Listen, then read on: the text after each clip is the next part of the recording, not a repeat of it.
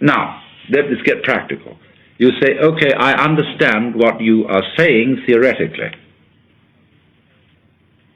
but I know that I would be terrified if somebody was going to tell me that I'm going to die. And that I would look frantically around for some doctor, some sort of something, that this panic to live is in us in an uncontrollable way, and this is part of the reason why we say we have an instinct to survive. The instinct is this panic. So let's take another step now, in the same way as I showed you steps about realizing that you don't have an ego.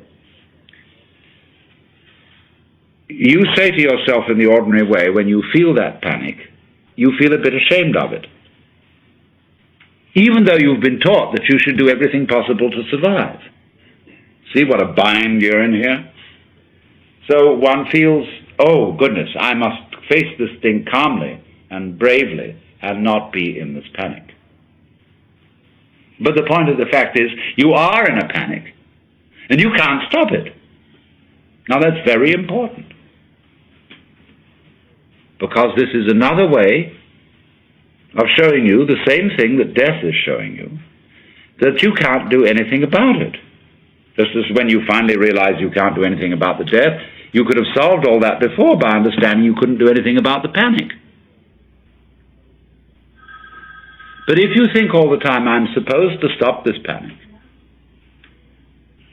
then all that happens is you're at cross purposes with yourself again. The panic is, of course, put off in the ordinary way. We all know we're going to die. But it's sufficiently far off so that we can put it out of our minds. And anybody who does put it into our minds in the ordinary way is taken to be a skeleton at the banquet, a Cassandra, and gloomy, so that the old-fashioned preacher of bygone days who preached about death, and those monks who kept skulls on their desks, and all that sort of thing, is regarded today as very morbid. Why, in the Baroque times, there was a fashion for a while of making tombstones with marvelous sculptures of skeletons and bones all over them. And on the Via Veneto in Rome, there is a Capuchin church where down in the crypt there are chapels made where the altar furnishings and everything are made entirely from the bones of departed monks. Then we have among Tibetans and in Buddhists graveyard meditations, and they have trumpets in Tibetan Buddhism made of human thigh bones, and they have cups, ritual cups made of the domes of human skulls, richly worked in silver and turquoise. And we say all that is very morbid. So, from this point of view, you can see, first of all, theoretically, how death can solve its own problem. Now, if you say, I can only see it theoretically, and I can't go the whole way with you, then I will ask you, what is blocking you? Will you say, it gives me the heebie-jeebies and the horrors? I say, all right, so death is not the problem, the heebie-jeebies is the problem. So let's deal with the heebie-jeebies in the same way as with death. You cannot stop the heebie-jeebies. You think you should. I say, don't. The heebie-jeebies are very valuable. Not that they will stop you from dying, but because from them you will learn the same thing as you would learn from dying. But the social pressure on you to resist the heebie-jeebies is terrific.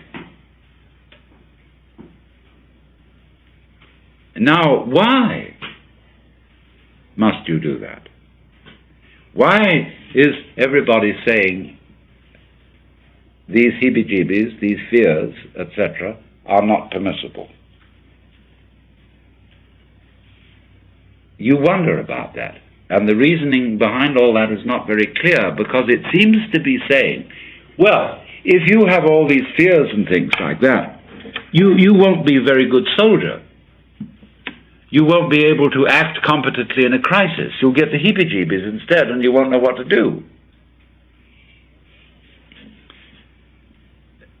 Well, nobody has ever really proved that. Because actually, people who we would call very courageous are, in fact, often quite frightened. And courageous action is not necessarily a consequence of having no fear. Sometimes it might be, but it isn't always so. The real reason why the heebie-jeebies are suppressed has more to do with its orgiastic aspects. Wherever the human organism gets into a certain kind of extreme, it starts an oscillating process going.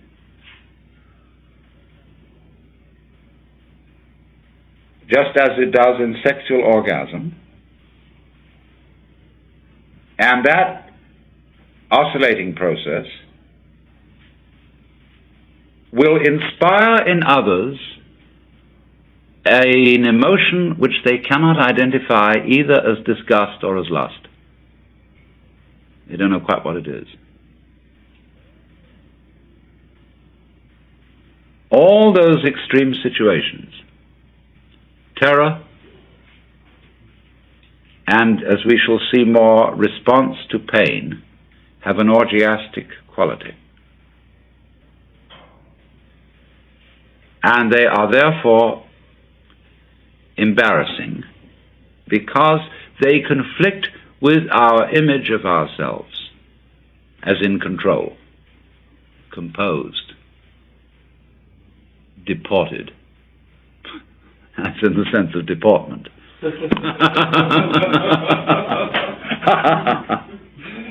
But it would be shameful, in a way. You might not want to look at your own face in a state of complete sexual rapture. As a matter of fact, if you saw a photograph of your face, you wouldn't be able to tell whether you were in pleasure or in pain. It might be either.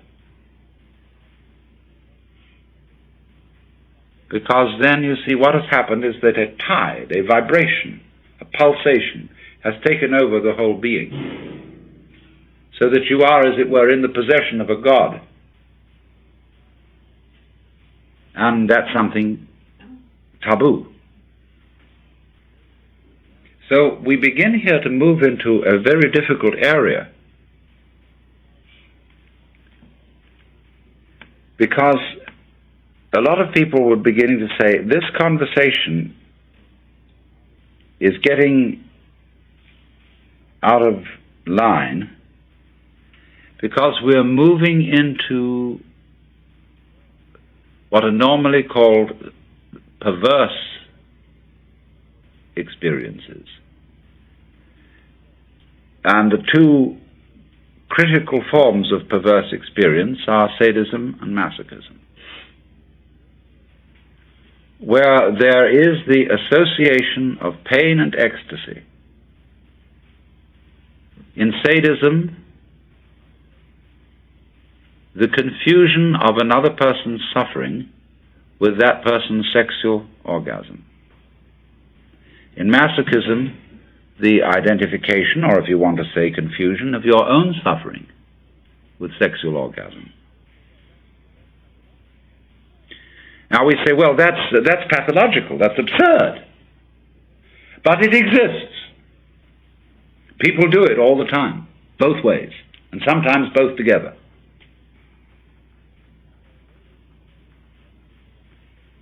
And although this is generally put under the heading of pathology, the fact remains that we can still learn something from it. There's an important principle in there, somehow, somewhere. and perhaps in people who are sadists and masochists, the phenomenon is somehow out of hand because they don't understand the principle.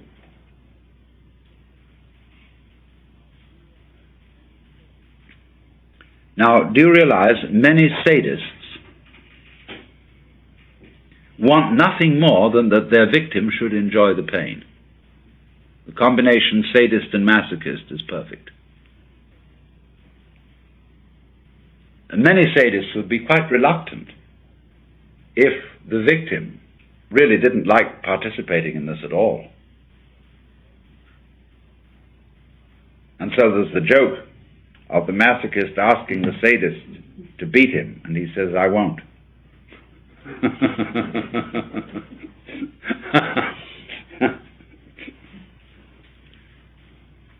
But what happens here is that pain and the attendant convulsive behavior of the organism is associated with the erotic.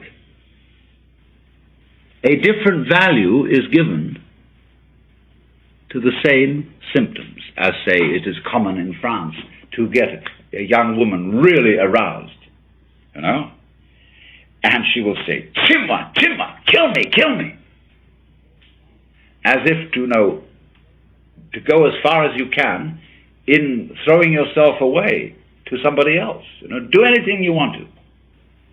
And in that abandon, you see, there is the possibility that an undulation of feeling, which is total orgiastic feeling, may take over. And in that feeling, you see, you are one with what is happening completely. And that's what everybody, as it were, finally aspires to.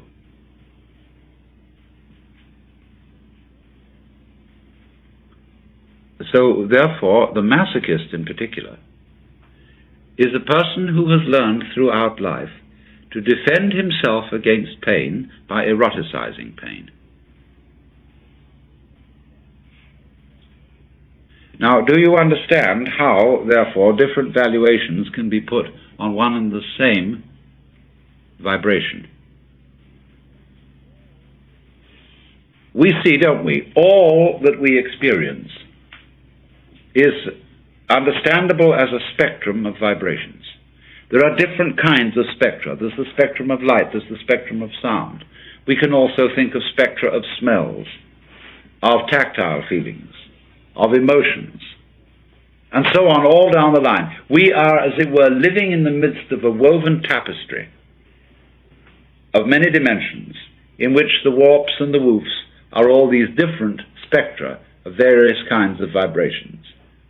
And as on the loom, the warp crosses the woof, and if you didn't have one, you wouldn't have the other. It takes two to reveal the pattern. So see yourselves as patterns in a weaving system. You wouldn't be here if it weren't for the interlocking of all these different spectra of dimensions. So then, here they go, and these things are vibrating. Now, when it reaches a certain point, you say, "Oh, that's too much." And when it reaches another point, you say, "It's not enough. Why, there's nothing here. I don't feel a thing. No, I'm going to go to sleep."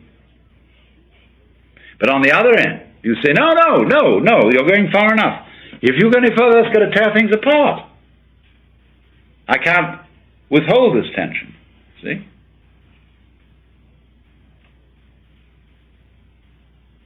Now, so some people will say, all right, now relax, take it easy. But often you see the point is you can't do that. So then, what I would say to the person who cannot relax, I will stress his tension. Go the other way. In other words, go with the line of least resistance. Say, okay, you're tense about all this. Now let's get really tense. Let's scream, no. See, get violent inside. This is not to happen. See? But so that one way or the other, you see, it doesn't matter which you go. you'll begin to get into this thing, which is what is happening when the boat of life begins really to rock. Get rocking with it by whatever way is open. But you are not going to force the issue here. Instead of saying to you, you should be doing it another way than you're doing it, I will be saying, now find out the way you must do it and go that way. Now, this is a general principle of an art. And we will find there is a kind of, there are limits to this art and how it can be used and so forth. But once the general principles are clear, there aren't many serious problems left. That if you begin to look at it in that way, you will begin to realize that ecstasy, by one road or another, is inevitable. That indeed ecstasy is, in a way, the nature of existence. There is a universe for the simple reason that it's ecstatic. What else is all this fireworks about? It is just like music in this ecstatic thing going off. And you have to be certainly careful in a little way here that any initiation into a deep wisdom is apt at first to demotivate you. You think, what the hell am I doing? And all these projects and building this up and that up or doing something to save the world or so on and so forth. Well, why? That whole thing is nonsense. Yes. If you stick there, that's what they call in Mahayana Buddhism the Pratyeka Buddha. That means the private Buddha, as distinct from Bodhisattva, who comes back into everyday life, as they say, for the liberation of all other sentient beings. Because when you know that all this is all right anyway, and that the situation is inevitable ecstasy, I mean, you're going to get it one way or another. And you say, well, what was all the fuss about, you know? The fact remains that a lot of people just don't know that and are really hating life, not knowing how to handle hate. And if you are at a certain point, you know those other people are you. They're like you had an extended body and all these were nerve ends on the end of it, you see.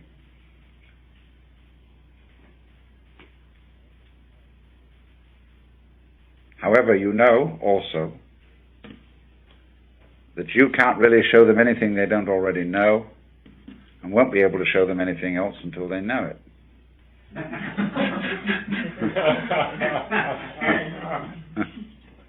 But then the question, what shall I do, has now disappeared. It should have disappeared in the beginning, because there wasn't any real I, there was just the happening.